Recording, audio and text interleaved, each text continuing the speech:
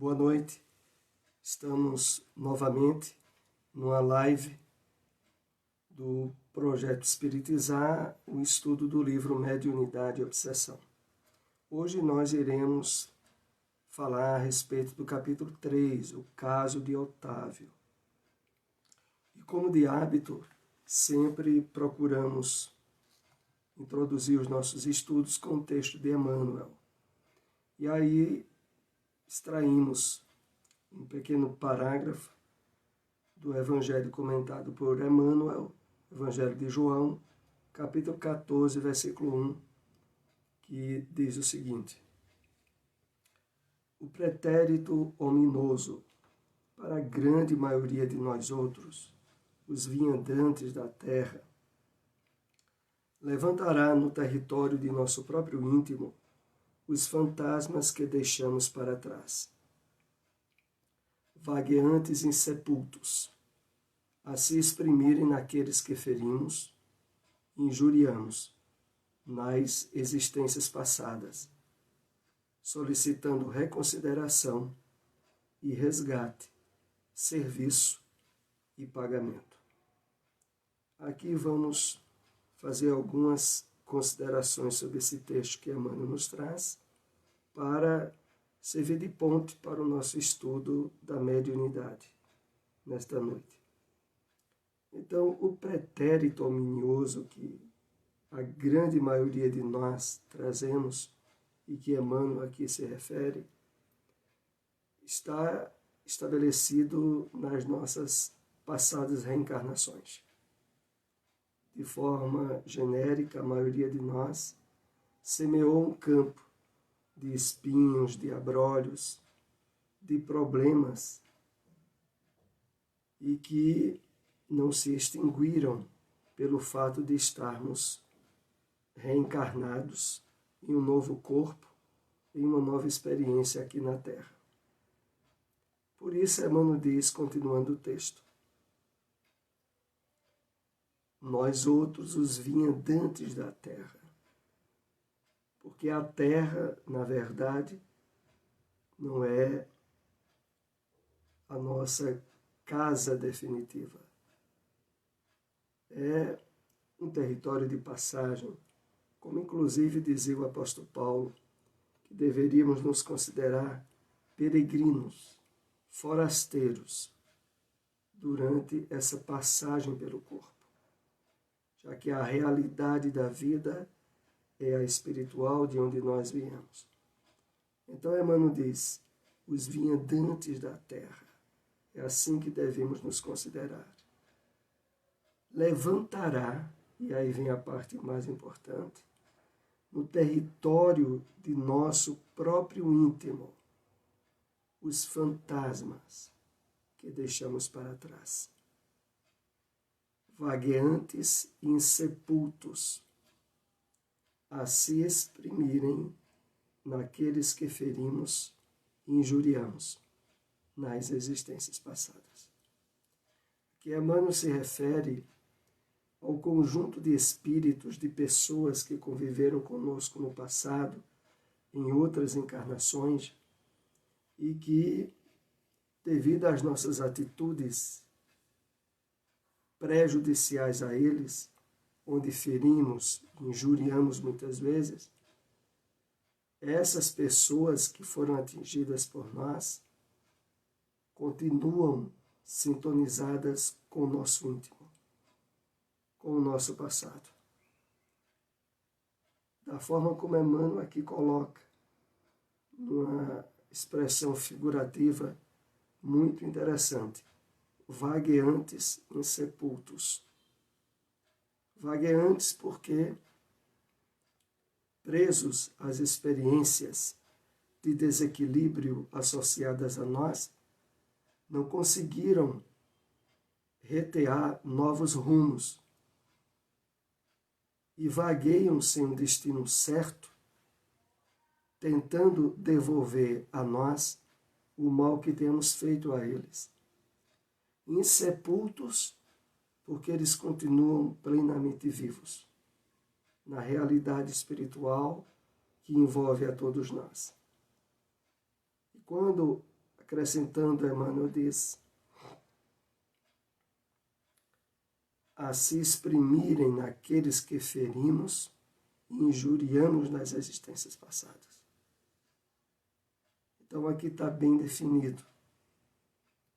Os espíritos que muitas vezes estão associados a processos obsessivos que nos atingem, a situações espirituais de dor, de doenças, não cruzaram o nosso caminho por acaso. Vem do nosso passado, remoto, mas não extinto.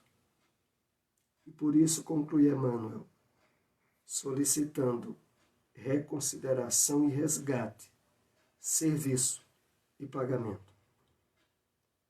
E é justamente aí aonde entra a grande bênção do exercício da mediunidade. Porque é através dessa ponte que interage o mundo físico e o mundo espiritual, quando nós conseguimos estabelecer sintonia e harmonia com o Evangelho do Cristo, com as leis divinas, que beneficiamos não só a nós, mas também a esses espíritos que fazem parte do nosso passado ominoso. Ominoso que é sinônimo de detestável, de funesto, de abominável.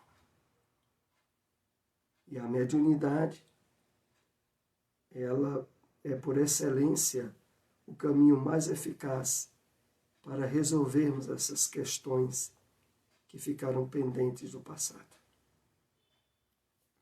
Então, voltando ao nosso tema de hoje, o caso de Otávio, analisado no livro Mediunidade e Obsessão, e que faz parte da série André Luiz, série A Vida no Mundo Espiritual, do livro Os Mensageiros.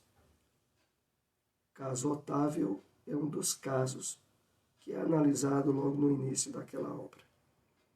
Vamos então dar uma ideia de quem foi o Otávio.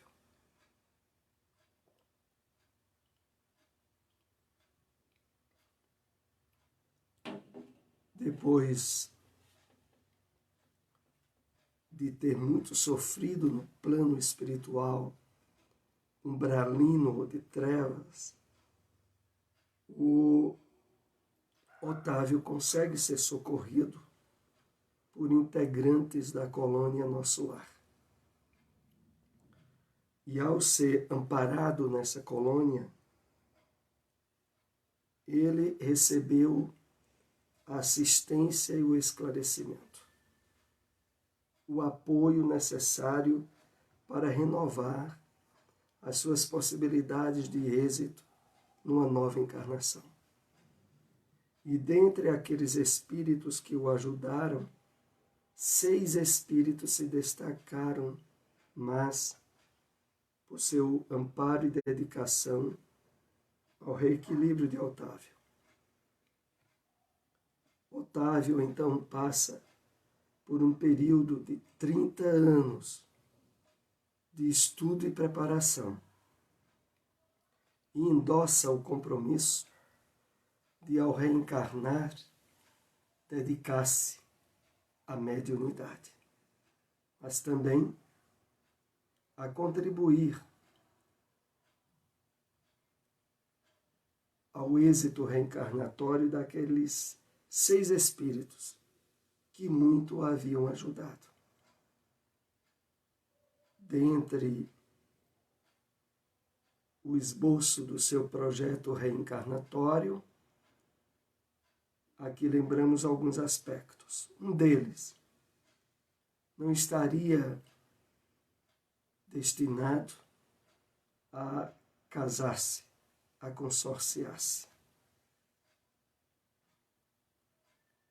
Na vida prevista nesses planos, a dedicação que ele teria à mediunidade e a esses 6 espíritos que lhe chegariam ao caminho pela porta da orfandade representariam o alicerce firme para que ele dirigisse toda a atenção dele ao êxito desse projeto reencarnatório. Mas nós sabemos que tudo isso veio a falhar. E é sobre isso que nós estaremos analisando no estudo dessa noite, associando o livro Os Mensageiros ao livro Mediunidade e Obsessão, que trata mais especificamente das razões pelas quais esse projeto reencarnatório de Otávio falhou. E porque esse projeto também pode nos ajudar de forma indireta e sutil para que nós também não falhemos. Porque em alguns aspectos nós seremos chamados a refletir sobre como pôde dar tudo errado em um projeto tão bem organizado. E podemos também refletir sobre como andaria nosso projeto e os caminhos pelos quais teremos aqui algumas orientações sobre como, através da intuição e do esforço de consciência, termos uma ideia relativa sobre o projeto nosso. Então, esse é um assunto bem interessante que nós temos nesta noite. Começando fazendo algumas referências explícitas do capítulo 7 do livro Os Mensageiros. Otávio começa a contar como iniciou-se o seu socorro, depois de contrair dívidas enormes na esfera carnal, noutro tempo, vim bater às portas de nosso lar, sendo atendido por irmãos dedicados que se revelaram incansáveis para comigo. Preparei-me então durante 30 anos consecutivos. O Ministério da Comunicação favoreceu-me com todas as facilidades. E, sobretudo, 6 entidades amigas movimentaram os maiores recursos em benefício do meu êxito. Aquilo que havíamos feito a síntese introdutória. O matrimônio não deveria entrar na linha de minhas cogitações. Não que o casamento possa colidir com o exercício da mediunidade, mas porque meu caso particular assim o exigia. Aqui também não poderíamos deixar de nos lembrar e fazer referência a essa situação que também foi projetada e vivenciada por Ivone do Amaral Pereira, né? O seu projeto encarnatório, exitoso no caso de Ivone, ela também havia assumido o compromisso de abster-se das possibilidades dos laços afetivos através de um casamento. Ela também não iria constituir família, que de fato não constituiu, e teve a vida toda dedicada ao êxito do projeto reencarnatório e da mediunidade que ela exerceu de forma ímpar. O Otávio, infelizmente, nós iremos ver mais adiante que ele não conseguiu. Otávio, através do livre-arbítrio que todos nós possuímos, ele usou o livre-arbítrio de forma desditosa e infeliz. Vamos ver mais adiante. Nada obstante, solteiro, deveria receber, aos 20 anos, os 6 amigos que muito trabalharam por mim em nosso lar, os quais chegariam ao meu círculo como órfãos.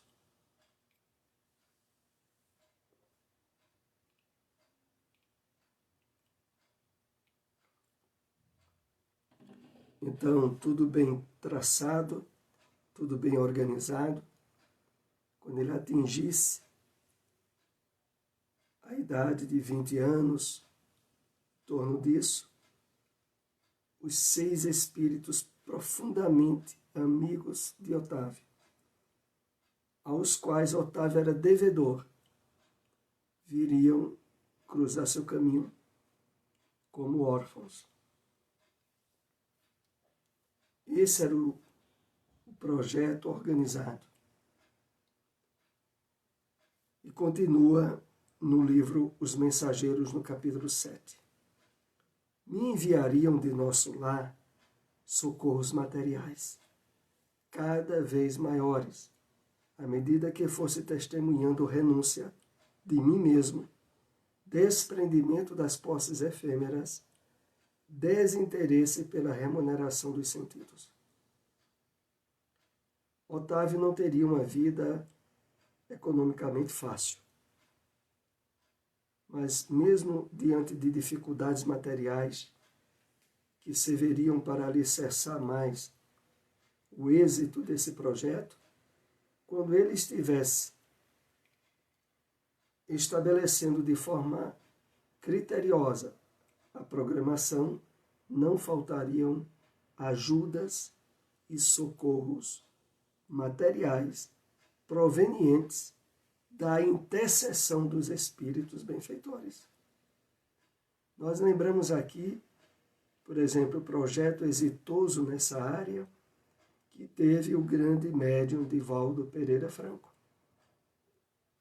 Divaldo, que ergueu e construiu a Mansão do Caminho, hoje uma instituição imensa, que abrigou inúmeras crianças órfãs, que continua mantendo atividades assistenciais, recebeu muitos socorros materiais. À medida que o projeto foi sendo dado encaminhamento, a aquisição de um terreno, a construção da primeira casa nesse terreno, e não faltaram os socorros materiais para o êxito do trabalho que Divaldo realizou. Isso também estava programado para Otávio. E, infelizmente, nós vamos entender como é que a coisa saiu errada.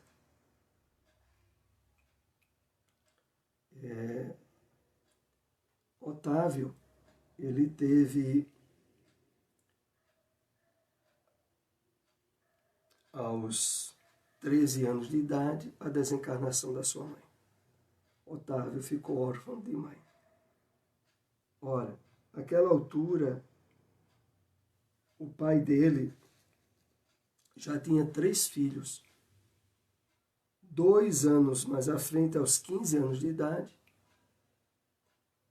o pai de Otávio se casa novamente. E desse novo consórcio, que a princípio Otávio não se agradou muito, porque ele tinha sempre uma atitude prepotente com a madrasta, vieram mais 3 filhos. Nessa fase, em torno dos 17 e 18 anos, ele veio a conhecer o Espiritismo. Veio conhecer em termos de que a sua mãe, que era espírita, já havia feito, em termos de educação, o encaminhamento dele para a doutrina espírita. Mas dos 15, 17 anos, aflorou os fenômenos mediúnicos em Otávio. E aí, levado a uma instituição espírita, ele ficou criando problemas. Olhava de forma crítica e desdenhosa as atividades, não acreditava nas intervenções dos benfeitores espirituais junto a ele. E ao chegar aí próximo dos 20 anos de idade, o seu pai vem a falecer. E aí a viúva e madrasta, numa situação de penúria, veio pedir socorro a Otávio para ajudar na sustentação das 6 crianças.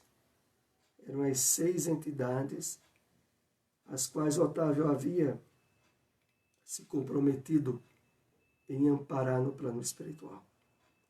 Mas, envolvido de forma orgulhosa e egoísta, ele detesta essa possibilidade e se afasta, atirando a orfandade completa esses espíritos aos quais ele era tão devedor. 2 anos depois, a madrasta também vem a falecer por problemas de hanseníase. Otávio, então, envolvido por carências e desequilíbrios na área da sexualidade, procura orientação com médico, psicólogo, que traça para ele a terapia de que o problema dele era proveniente da ausência da vivência do sexo. E de forma irresponsável, ele começa as suas experiências. Mais adiante, ele vem a engravidar uma mulher que, segundo o livro Os Mensageiros coloca, uma mulher de baixo nível espiritual, a qual ele é obrigado a se casar, faça ela ter engravidado. E o resultado é que esse filho que ele vem ter com essa mulher cobra dele, em termos de trabalho e de dificuldades, o que os 6 filhos órfãos que ele abandona não cobrariam. É isso que ele, inclusive, especifica no livro Os Mensageiros. E aqui nós vamos ter uma ideia da análise, a partir daqui, do que o livro Mediunidade e Obsessão analisa sobre o fracasso do Otávio. Começa chamando de aspectos psicoespirituais do caso de Otávio. E em destaque o bem que praticou, entre aspas. Observamos que Otávio não realizou nenhum bem, apesar de ter sido preparado durante 30 anos consecutivos no mundo espiritual, adquirindo vasta cultura evangélica. Está na página 58 do livro Mediunidade e Obsessão. Colocamos em destaque esse parágrafo pelo seguinte: no plano espiritual, por mais bem preparado o espírito esteja, quando ele reencarna, é que de fato vem a efetiva ocasião de colocar em exercício o que ele aprendeu e se preparou. Nós também, que somos abençoados pelo conhecimento da doutrina espírita, à medida que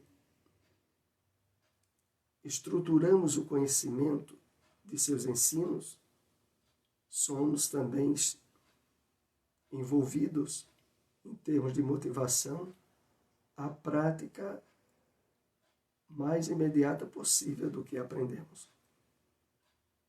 Porque é na prática que, de fato, os alicerces do conhecimento ganham as asas de libertação para nós. Libertação do passado de erros. Mas aí mesmo tendo passado 30 anos no plano espiritual e adquirindo vasta cultura evangélica, Otávio fracassou. Vamos analisando aqui. Não obstante, olvidou, esqueceu todos os compromissos assumidos, mesmo tendo amigos generosos do plano superior, que se faziam visíveis aos seus olhos e tendo mensagens repletas de amor e sabedoria. Porque não poucas vezes, quer na instituição espírita ou fora delas, a mediunidade de Otávio possibilitava contactos com esses espíritos. E eles advertiam sobre o que Otávio deveria fazer, sobre como estava se conduzindo. E mesmo recebendo essas mensagens de estímulo, ele não deu ouvidos. Eu acrescento aqui que nós também, não poucas vezes, ao lermos obras espíritas, mensagens de Joana de Ângeles, de Emmanuel, ou os próprios livros da série André Luiz, percebemos em determinados trechos, quando o conteúdo de certa mensagem parece se encaixar exatamente para nós, e em torno de determinada atitude que estamos tomando perante a vida. E ali também nós estamos sendo chamados, porque as mensagens que vêm pelos espíritos benfeitores, através de grandes médios, como Francisco Cândido Xavier, Ivone Pereira, Divaldo Pereira Franco, não são só para esses médios, são para todos nós. Então não é pelo fato de alguns de nós não termos mediunidade ostensiva que deixamos de ser amparados por muitas mensagens de advertências, de esclarecimentos nas obras espíritas que lemos e que precisamos dar o devido valor. É essa a questão. Continuando. O bem que deixou de praticar. É outro subitem que é analisado no capítulo 3, caso de Otávio, que nós estamos estudando do livro Mediunidade e Obsessão. Ao olvidar, ao esquecer os compromissos assumidos, Otávio deixa de praticar o bem a que é convidado, pois cai na inércia do comodismo, obedecendo à imprevidência e à vaidade.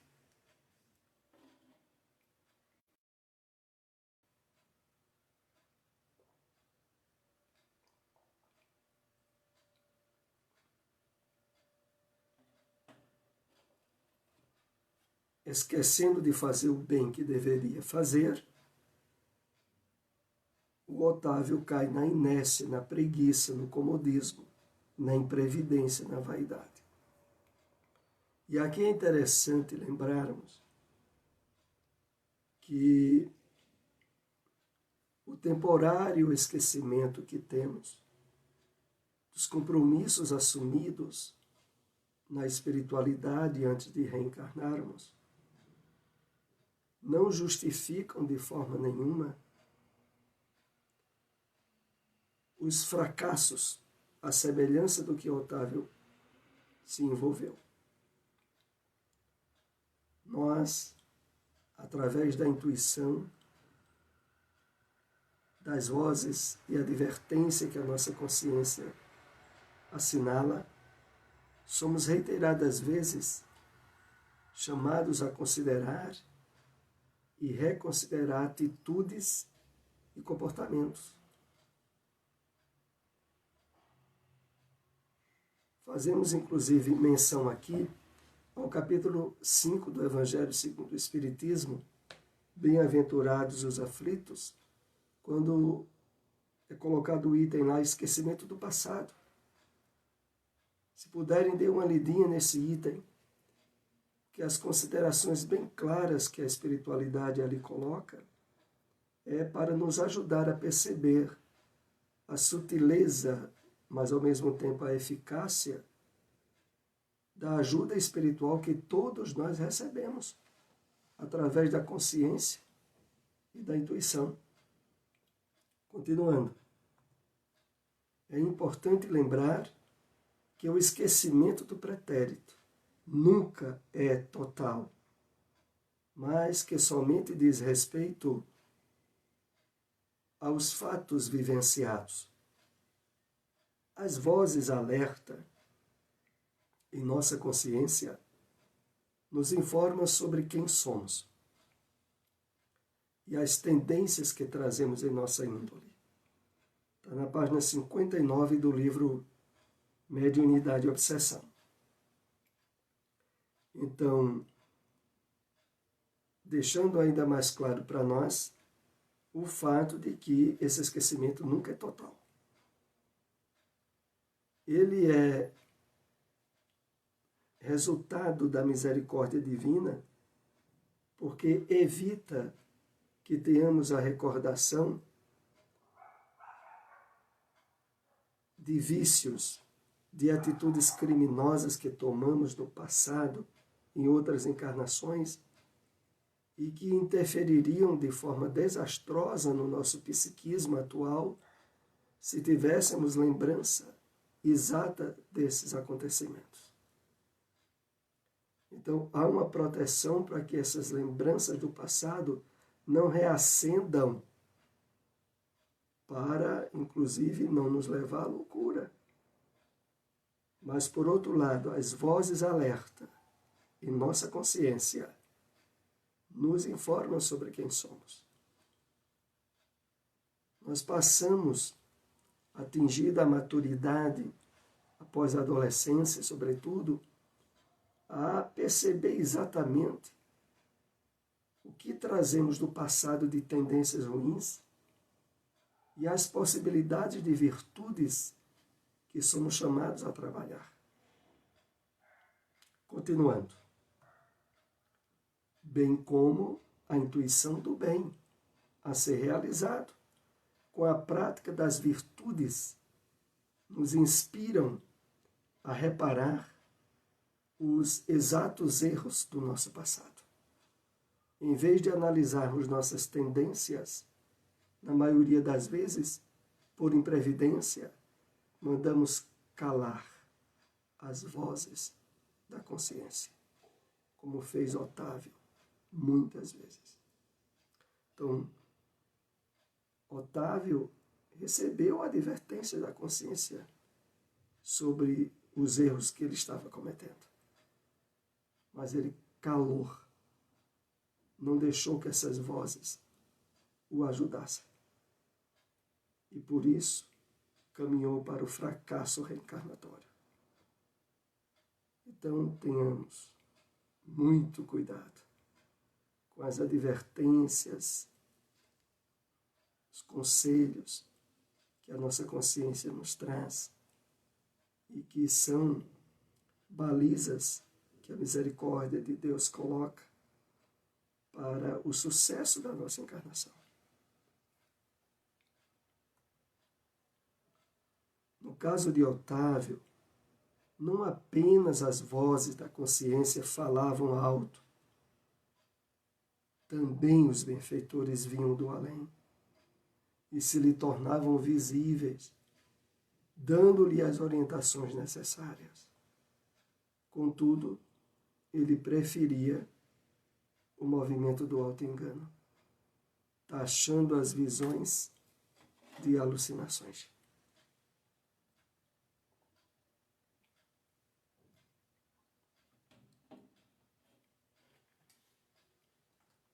Eis aqui o detalhe importante e que, no caso de Otávio, infelizmente,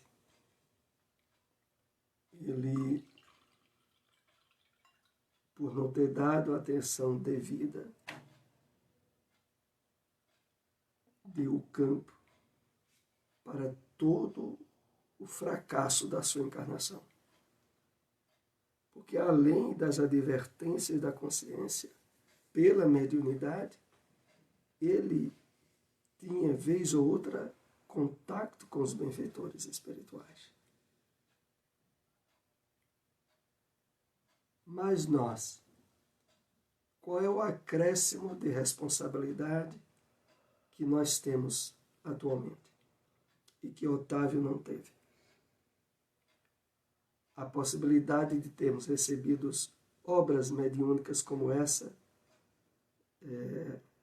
Os Mensageiros, pela mediunidade abençoada de Francisco Cândido Xavier, e podemos analisar em detalhes quedas de médiuns, como foi o caso de Otávio, abrindo para nós um leque de conhecimentos e advertências para que nós façamos muito bem, realizemos muito bem os compromissos que tenhamos assumido na espiritualidade.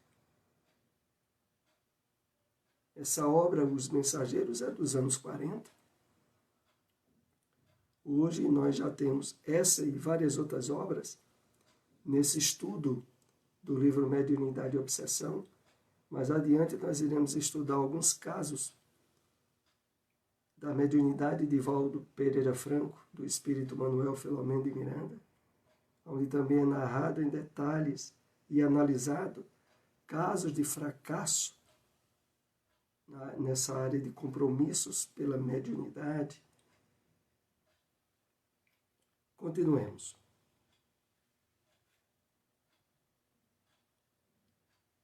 O mal que praticou, além da preguiça em fazer o bem, Otávio se entregou ao prazer, tentando conciliar à força o prazer delituoso e o dever espiritual, como se isso fosse possível, sucumbindo diante da primeira torpe verdade do plano das sombras, o sexo. Então, Otávio, ampliando a sua área de desequilíbrios, caminhou através de um procedimento imoral a tentativa de vivenciar a sexualidade sem compromissos.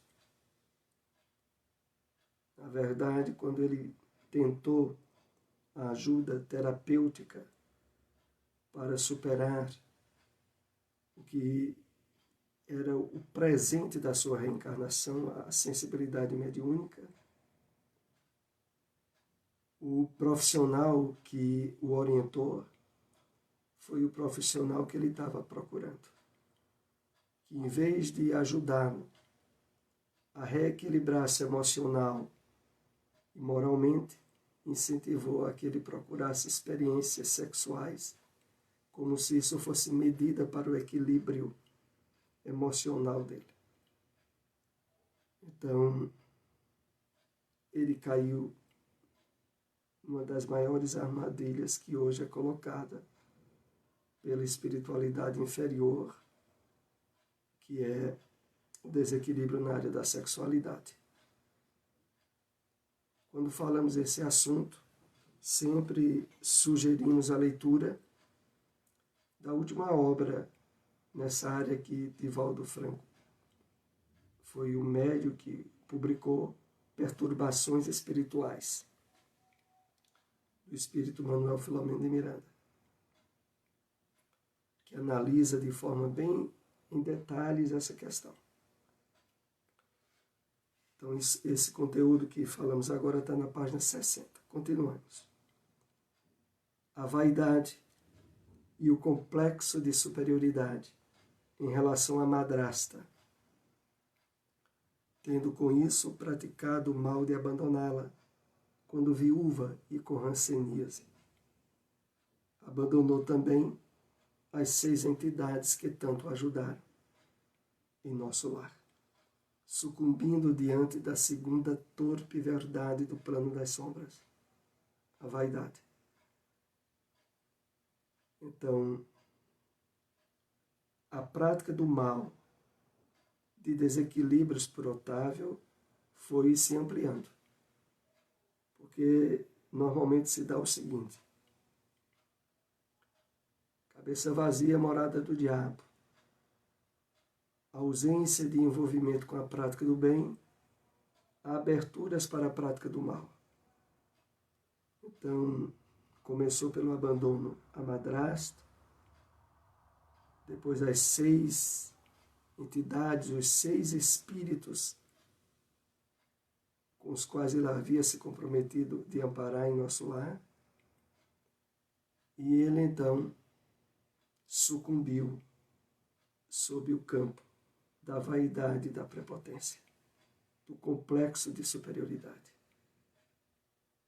se julgando talvez alguém muito especial, muito merecedor de atenção, e sem cuidar em fazer o bem no limite de suas forças. Vamos aqui aproximando do término do nosso estudo. Esse é o penúltimo slide que nós vamos analisar. Outro mal que ele praticou, juntamente com a promiscuidade sexual, foi o alcoolismo. Esses vícios foram os causadores de sua morte, mal tendo completado 40 anos. Ruído pela sífilis, pelo álcool e pelos desgostos. Então, ampliando a área de conduta desastrosa, ele envolveu-se com o alcoolismo. Juntou a promiscuidade sexual com o alcoolismo. E os grandes desgostos que aceleraram o seu processo desencarnatório, anteciparam, inclusive, foi proveniente do desastre do seu casamento. Afinal de contas, como havíamos comentado aqui no início, não estava programado para ele a construção de família. Ele tinha um compromisso com a mediunidade e com os espíritos que houveram se associado na sua recuperação no plano espiritual, aos quais a sua vida seria dedicada. E ele foi de encontro a tudo isso. Vamos aqui para o último slide que iremos analisar do tema dessa noite. O principal mal que ele praticou foi o de não ter realizado o bem, olvidando o compromisso assumido antes de reencarnar. Desencarnou sem nada haver feito para o seu futuro eterno, sem construir coisa alguma no terreno do bem. Referência final do capítulo 7 do livro Os Mensageiros. Inclusive, essa conclusão que aqui é colocada é endossada pelo próprio Otávio, quando ele vai contando a sua história a André Luiz. Então, eis o grande desafio que é colocado para todos nós. Até que ponto temos aproveitado, na medida das possibilidades, a prática do bem? Porque, de fato, só na proporção em que nós nos envolvemos em pensamento, sentimento, emoção e ação, a prática do bem, é que vamos preenchendo de forma positiva o projeto reencarnatório que temos trazido. Porque todos esses projetos estabelecidos com a espiritualidade é colocado como advertência para nós espíritas, como sendo algo relativamente comum. A maioria de nós espíritas passamos, nos envolvemos e assumimos compromissos com um desses projetos. O próprio fato de estarmos agora vivenciando esse contato com o Espiritismo é um elemento comprovador disso. E a partir daí, veja, o entendimento, o estudo da mediunidade, que é colocado para nós como sendo o portal de luz para que resolvamos um grande conjunto de coisas erradas do passado. Porque pelas portas do fenômeno mediúnico, muitas vezes são socorridos espíritos diversos, outrora vítimas nossas do passado encarnatório delituoso, e que numa só encarnação nós conseguimos resolver esses problemas ao amparar, ao darmos exemplo de vida renovada, de ligação profunda com o Evangelho do Cristo, ao mesmo tempo em que nós estamos construindo a nossa libertação, estamos estabelecendo também a libertação desses espíritos. Então, há muito para nós nessa área. Independente de termos mediunidade ostensiva ou não, porque todos nós temos mediunidade, a grande maioria portador da mediunidade intuitiva ou de inspiração recebe, pela vasta biografia espírita, sobretudo nos dias atuais, inúmeras advertências, conselhos e orientações sobre o procedimento correto e a percepção bem cuidadosa da nossa intuição, avisando quando nós topamos em determinadas páginas, em determinados teores doutrinários, com o que fomos compromissados em fazer aqui quando estivéssemos reencarnados. Nós deixamos aqui o estudo dessa noite. Próximo estudo será a análise do caso Acelino, que também faz parte do livro Os Mensageiros. Deixo também a referência dessa obra para que a maioria de nós possamos estudá-la e compreendê-la bem. Muita paz para todos.